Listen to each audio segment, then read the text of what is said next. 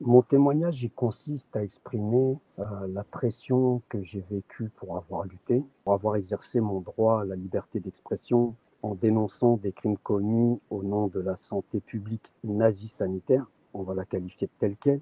Je me suis retrouvé pendant 2 années avec une enquête sur le dos, dans l'attente d'un jugement. Durant cette période, j'ai subi une forte pression, à la fois médiatique et judiciaire, avec des peines annoncées publiquement dans les médias pouvant aller jusqu'à 5 ans d'emprisonnement et 45 000 € d'amende pour cause de harcèlement. Évidemment, prétexte utilisé par le système pour bafouer notre liberté d'expression et de l'avoir fait comme tant d'autres personnes qui avaient la même pensée, on va dire, et qui souhaitaient l'exprimer. Donc c'est un prétexte abusif utilisé par le système.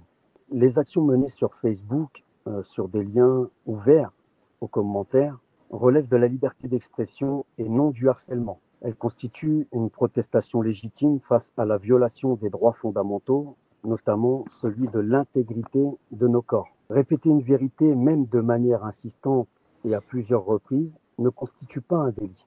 Nul ne peut décider à notre place et à la place d'un citoyen ce qu'il a le droit de penser, de dire, ni combien de fois il peut le faire et avec qui.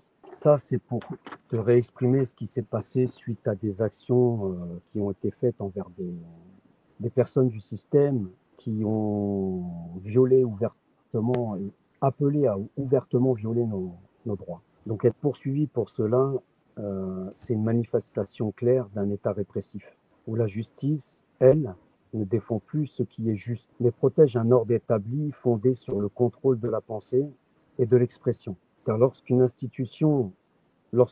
institutions trahissent leur mission de protection et deviennent un instrument de domination, il appartient au peuple d'exercer sa légitime défense par tous les moyens éthiques et responsables. Dans un tel contexte, lutter, s'exprimer, alerter ne sont pas des délits, ce sont des devoirs. Mais face au tribunal, j'ai maintenu ma position. Je n'ai jamais demandé pardon pour avoir défendu ce qui était juste au regard des droits humains. J'ai réitéré mes accusations envers le système qui, dans les faits, viole nos droits. Ce combat, je l'ai mené avec détermination et dignité, car agir, c'est rester debout, fidèle à sa conscience et ne jamais céder même sous la menace. La menace que j'ai soulevée tout à l'heure vis-à-vis de la pression médiatique, de la pression judiciaire et des sanctions avec lesquelles ils tentent de nous asseoir et de nous faire rebrousser chemin. Dans cette épreuve, j'ai pu compter sur le soutien entier de la force de lutte et de celles et ceux qui, comme moi, se battent pour la justice, la vérité et la liberté. Quand je dis ce soutien, ce n'était pas des mots ou des paroles.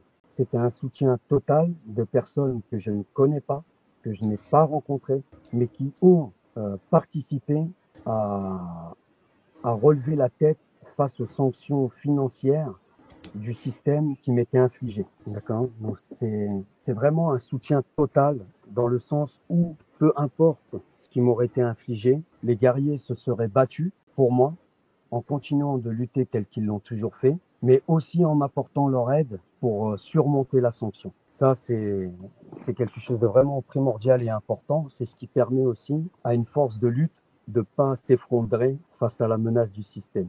Donc un soutien aussi bien financier que moral, et leur solidarité m'a permis de tenir bon face aux sanctions et à la pression constante. C'est pas le risque qui doit guider notre engagement, mais la raison même pour laquelle nous avons choisi de nous lever. Toute lutte réelle comporte une part de danger et il faut en avoir conscience, de perte d'inconfort, mais ce n'est pas cela qui définit notre action. Ce qui donne un sens à chaque pas et à chaque prise de parole, c'est la nécessité profonde d'agir face à l'injustice, au mensonge et à l'effondrement des fondements mêmes de notre humanité. Dans un monde où l'indifférence est cultivée, où l'information est manipulée, où les droits fondamentaux sont transformés en concessions, jusqu'à les piétiner définitivement et nous les retirer. Lutter devient une obligation morale. Ne pas lutter, c'est accepter l'effacement progressif de tout ce qui rend la vie digne. La liberté, la vérité, la justice, la souveraineté sur nos corps, nos pensées et notre avenir. Ce n'est pas le confort ou la sécurité qui font l'histoire, mais ceux qui, en toute conscience, acceptent de les risquer pour un enjeu bien plus important.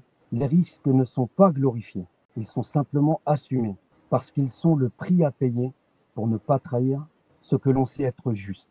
C'est les paroles que je pourrais t'apporter vis-à-vis de ce que j'ai vécu par rapport à un système qui a tenté de m'écraser avec une pression et des peines conséquentes. Et ça ne m'a pas empêché de continuer de lutter, de continuer à en croire en cette lutte et d'être présent avec vous ce soir.